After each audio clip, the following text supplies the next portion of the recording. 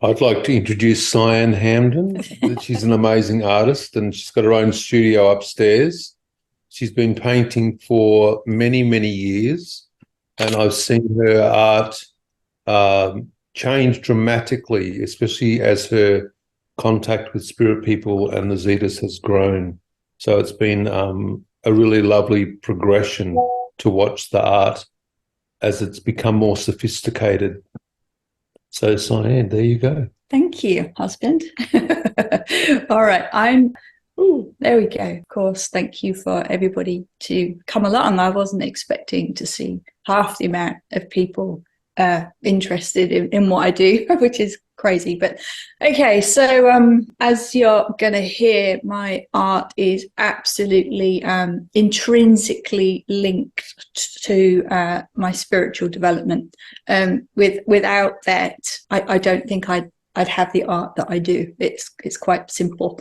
I grew up in a completely non-religious background, which was brilliant because it's made my mediumship journey, I believe, a little bit easier without the religious preconceptions, having to shed them as I've gone along. I was a complete atheist. I did not believe in anything. I was very much, once you're dead, and that's the end of. And that saw me through to a career in professional archaeology and cultural heritage, which I was working in for over 20 years. I have a first degree from Bristol University in England and a second degree from London, a master's, all in archaeology. It's all open to interpretation, all scientific evidence. It's all very analytical. However, at age 17, I had an encounter with a spirit person. I had no idea what had happened. As far as I was concerned, there weren't spirit people. There was nothing. And so when I saw my grandfather, who'd passed 10 years earlier, standing in my room, I was somewhat shocked. The shock faded away. It was quite easy for me to dismiss. And I ended up as 17-year-olds do, at a party one evening, and I was chatting to a mutual friend of the person who running the party, and I blurted it all out in a drunken moment.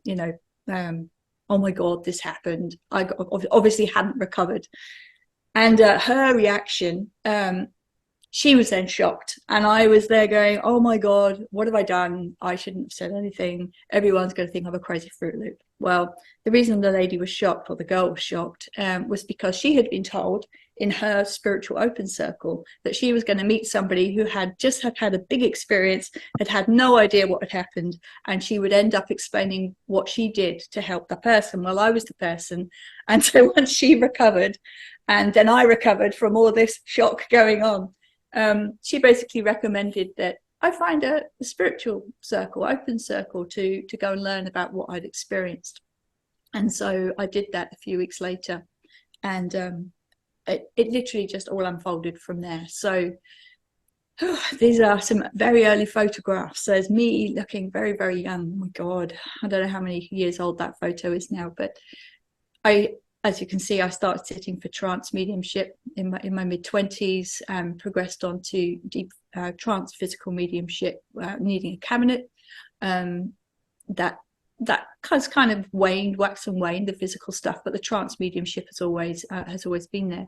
I have very few photos of my mediumship, but this one I love because I don't know whether you can see the man to the left of the lady with the white shirt on. That he's called Travis. And the photograph on the left was after he passed, 10 days after he passed. And that's his actual face materializing in the room. And thankfully, we were able to capture that on camera. So you can I don't know whether you can see my mouse or not, but you can just make out his glasses and the expression on his face. I had to put that in there. My spiritual stuff, I just kept going. I was very focused at university, but in the background always was working with spirit people. And I was offered the opportunity to try working in an altered state to produce artwork. I'd heard of various spirit artists and had actually met a spirit artist at one of the open circles that I'd been involved with, a lady called Jane. And she was incredible, the way she worked. And I was very inspired by the way she worked. And so I thought, you know, why not? Let's try. You never know what might happen. I don't have any formal training in my art at all. I did art in school, but I did start a diploma a few years ago, but COVID blew that out the window, unfortunately, and it was never completed. But I've always sketched and drawn, you know, on the side. And so I thought, well, why not? She said, anyone can do this. You just have to practice. And so I did, and ended up with a lady who said, okay, I'll help you. And I'm like, okay, I'll go with it. And so we sat down, and she had some art materials. And she said, oh, you know, just close your eyes as if you were going to sit. You're going into trance and everything's nearby. She said, don't go too deep. If you need me to pass you anything, I can do it, or you can just reach out and grab it. Well, I was expecting faces, you know, like I'd seen. You hear the platform mediums, and they sometimes have an artist working next to them, and they draw these incredible faces, and then someone goes, oh, I recognize that face. That's what I was expecting. Well, what actually turned up on the page was this. And so I didn't really know what this meant, but I knew about artists. I was interested in art always, but I just never pursued it. And I showed it, and I had a good few friends doing art going, well, that kind of sort of looks like a Monet, and this one sort of looks like a Picasso, and what's going on with all of that? And I'm going, I've got no idea. This carried on for a number of years, and it kind of progressed. And then one day I was given some secondhand oil paints from a car boot sale, and I was just sat with them, and trance state came over. I felt a spirit person move in. I picked up the oil paints, and I'd never used oil paints ever. I couldn't tell you anything about them or how to use them. And an hour later, this was on the page. And I mean, I don't know, I can't prove who produced this, but I know I didn't, because I've tried so many times to recreate that, and I've not been able to stand a chance. But I mean, it's a bit Van Gogh.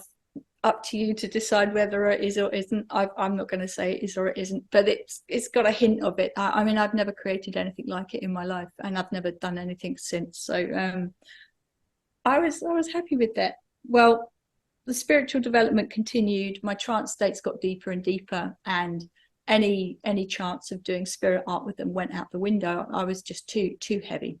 My development went very much physical, and we had early signs of materialization, early signs, and we had voice box development, you know, all the sorts of classical mediumship things you hear about in seances. That was right up and until the Zetas made themselves known in my circle. When the Zetas moved into my mediumship, and if anyone doesn't know who I'm talking about when I say the Zetas, I'm talking about the extraterrestrial race, the Zetas. The energy shifted. People often say, well, why couldn't you have just worked with both? Well, you kind of can, but it takes a really, really long time to do. But we always say, imagine a radio and your spirit's on AM and the Zetas are on FM. You can have your radio there with all your radio stations on, but you can only listen to one channel at a time. And so when you're working with different beings, you can only work with one frequency at a time. And so it was very much the more you focused on one, it knocked out the other. And so it was like a very hard seesaw for many, many, many, many years, and still is, to balance working with the Zeta race and spirit people. But essentially all the spirit art faded off at that point, and I moved on. I focused on developing my relationship with the Zeta beings that we both work with, and that's how I met Paul. Trying to find somebody who would understand what on earth was going on in my mediumship.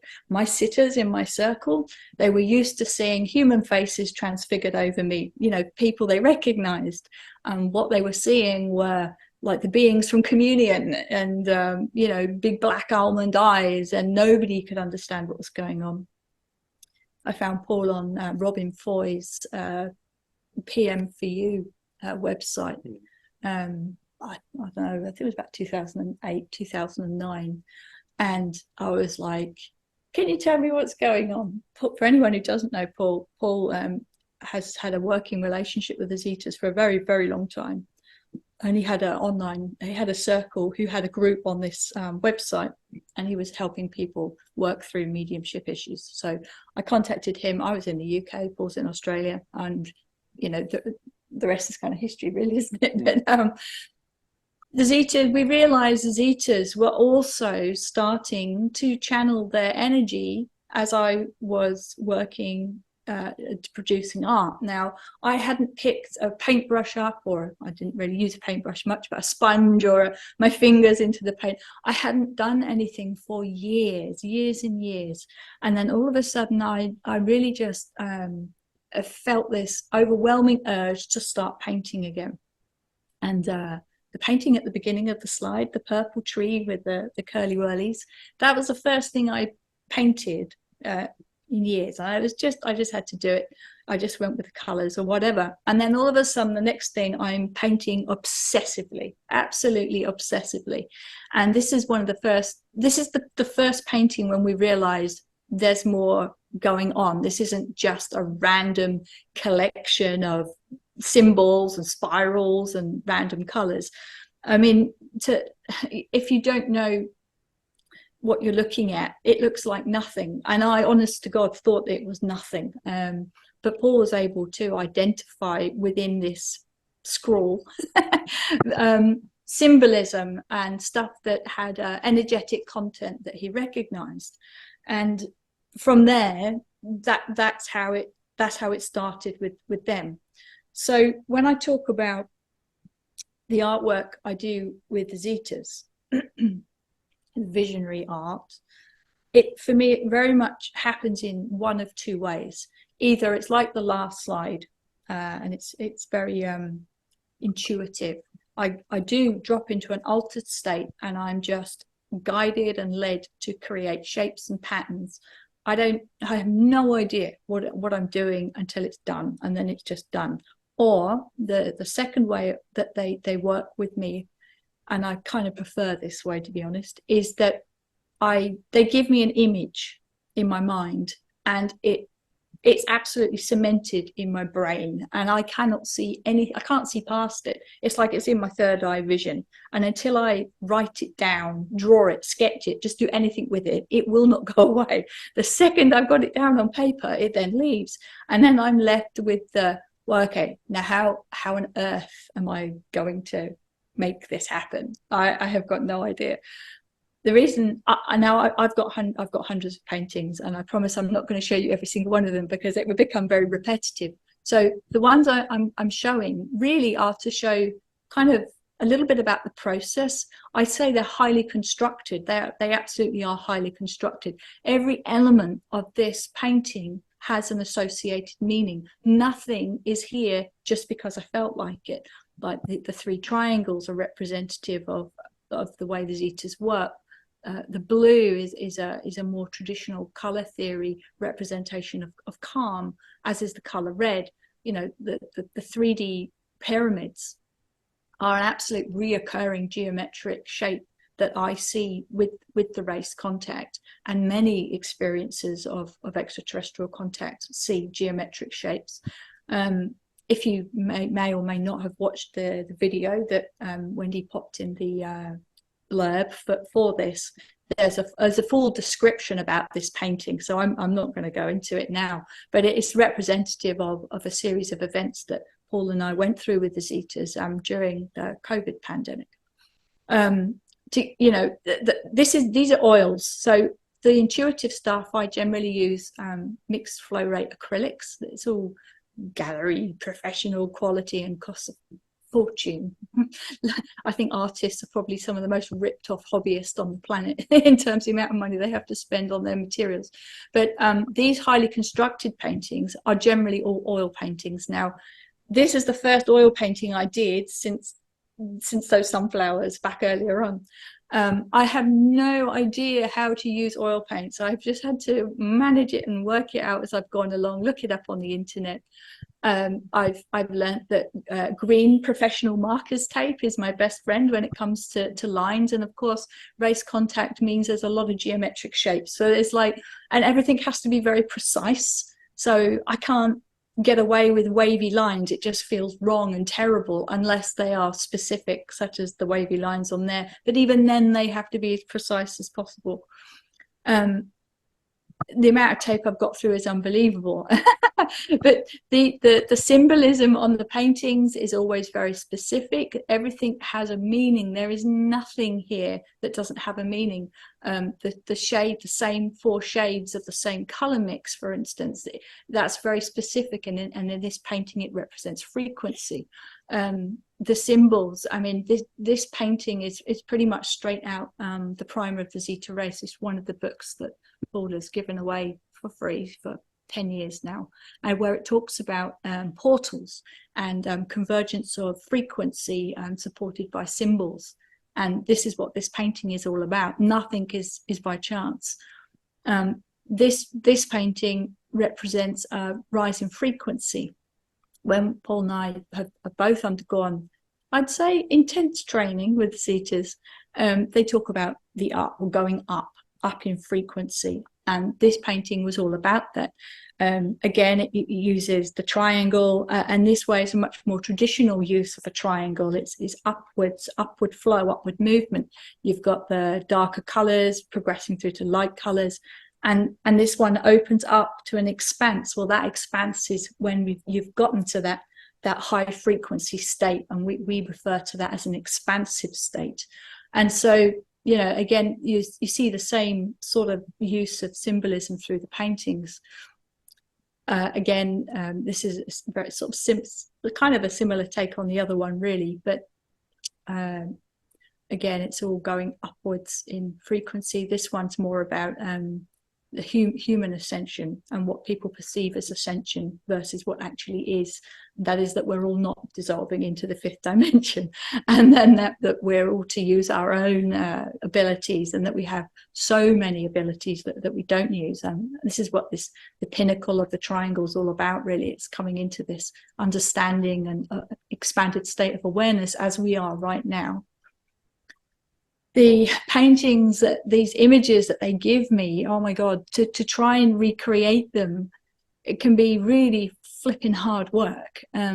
This one, it took me so long to try and get this onto it's oils again, and trying to get all these intricate lines and everything on, and with absolute precision takes hours and hours, and my back is normally killing me after I've done this.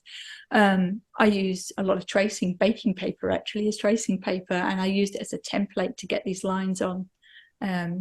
I love the oils, absolutely rich color, a lot of depth, and I also deliberately use different textures of paints to create different to create the depth. So I don't know whether it comes out any good on this photo, but maybe more on the smaller one below. But it kind of looks like you're looking through the lines, that the lines are superimposed on top. That's deliberate. Some of the paintings are very much to do with the race and the information that were given from the race. And 3 in particular, this is my second version of this painting, is all about how the Zetas work in 3s. They operate in 3s. Everything they do is in 3s. And so 3 is an incredibly significant number. So I have the triangles representing the beings, and this big circle, gold circle, is their collective consciousness. And these radiating lines are symbolizing the connection between the Zetas and their collective consciousness. And so nothing is by chance in these paintings. Now this is the one behind us. This is all about the race. The painting's divided into 63 segments, and again you've got the 3 bands and the symbolism of frequency around this hopefully looking 3D triangle pyramid in the middle. The 3D pyramid is how I perceive quite often perceive their collective consciousness. And so it's all about how the race is connected, and the use of the color too. They're supposed to be separate colors, but they're all supposed to be blended. And so you have this representation of individuality, yet harmony, all within one race. I think I can play this, and it might have a bit of background noise on it, but it's just the birds and movement outside.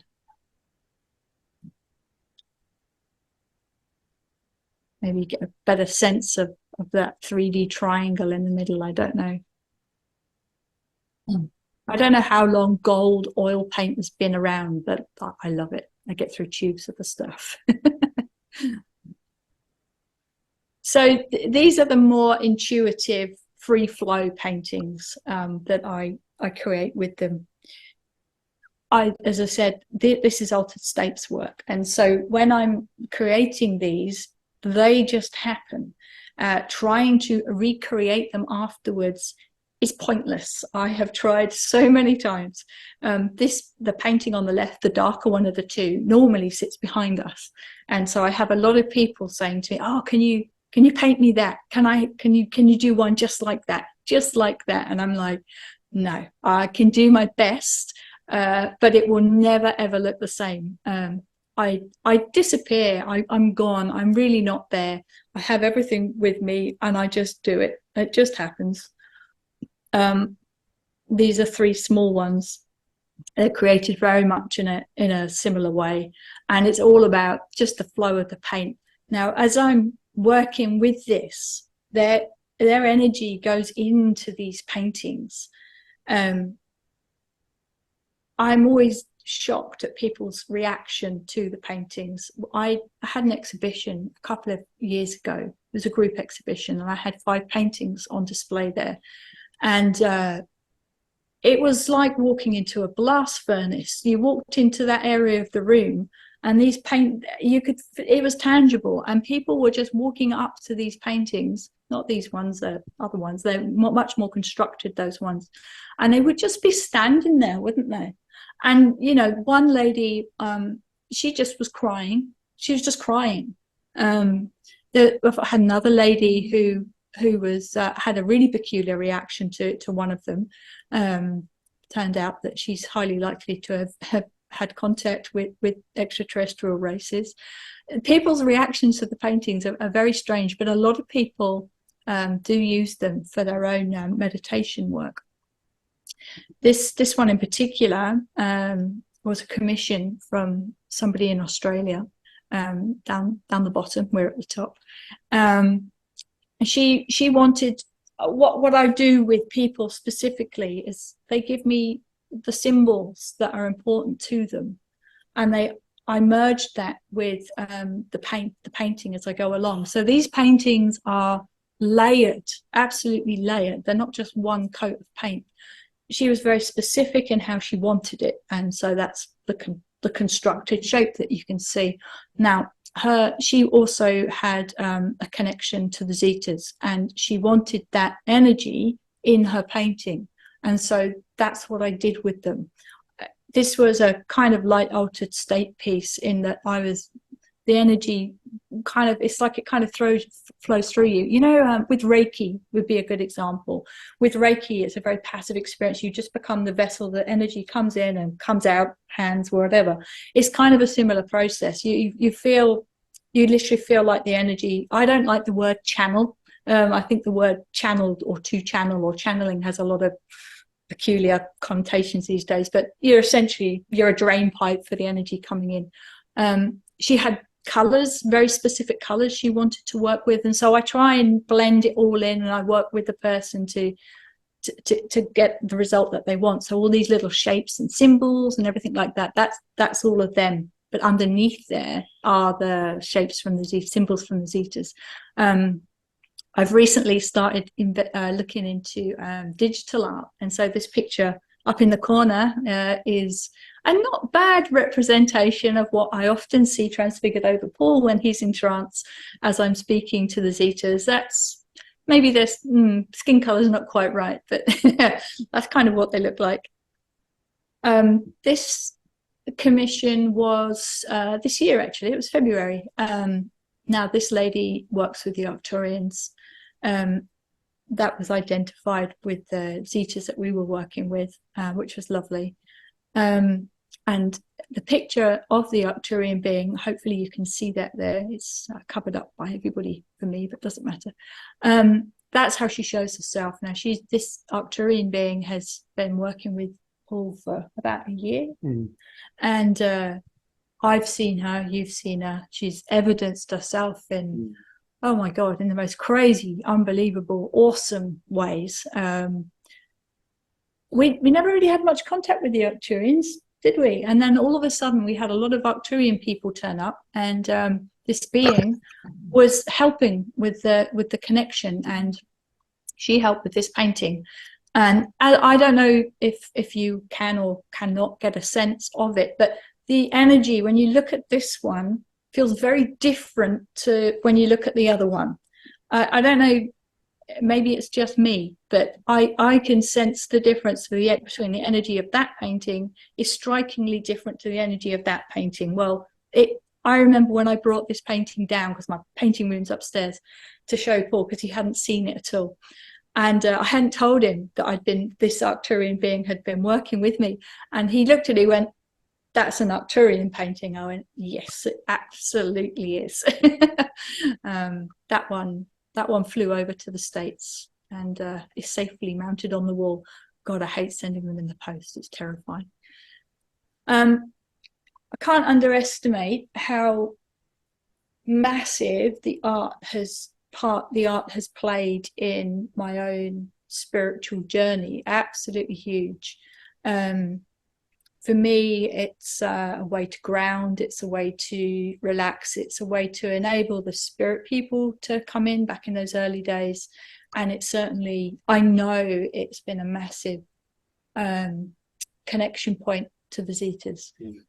Recently, I've started looking at paintings as a way of aiding meditation. And this is a meditation series, but all about color. And Paul teaches color meditation. And I really wanted to think about a way I could use imagery to support that process. And so this is what these are about. I really do need to get a decent camera because it's so difficult to get actual colors. But I don't know whether you can see the sheen on that one. It's just lovely. That's like a magenta going into purples. And they're supposed to be really bright and vivid and, you know, to aid meditation. All of this artwork and a lot more is all going up to Cardwell UFO Festival this year in Australia. It's Australia's only UFO festival, and I'm blown away because they asked me to be the opening event and bring my artwork up for display. And so that's what we're doing on Wednesday.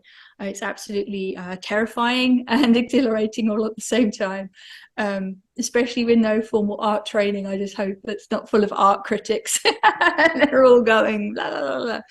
I'm sure I could have done stuff a lot better, but that's what we're doing. That's kind of why we're here. At the festival, my God, we're quite involved in quite a lot. We've got workshops going on where we talk with people about their experiences, because we've worked with spirit people, we work with extraterrestrials, we work with a lot of experiencers and contactees to try and help unravel what they've experienced and help them try and find some resolution to experiences that they may have found traumatic. A lot of experiencers are traumatized by what's gone on with them.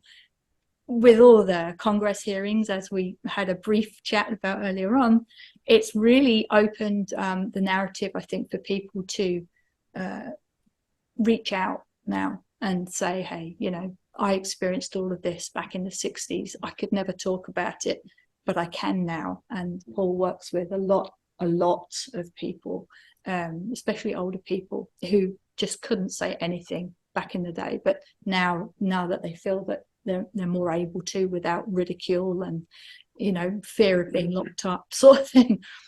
So this is what we do with all of our contact. We teach, we're both mediums. we do a lot of guidance. We offer support.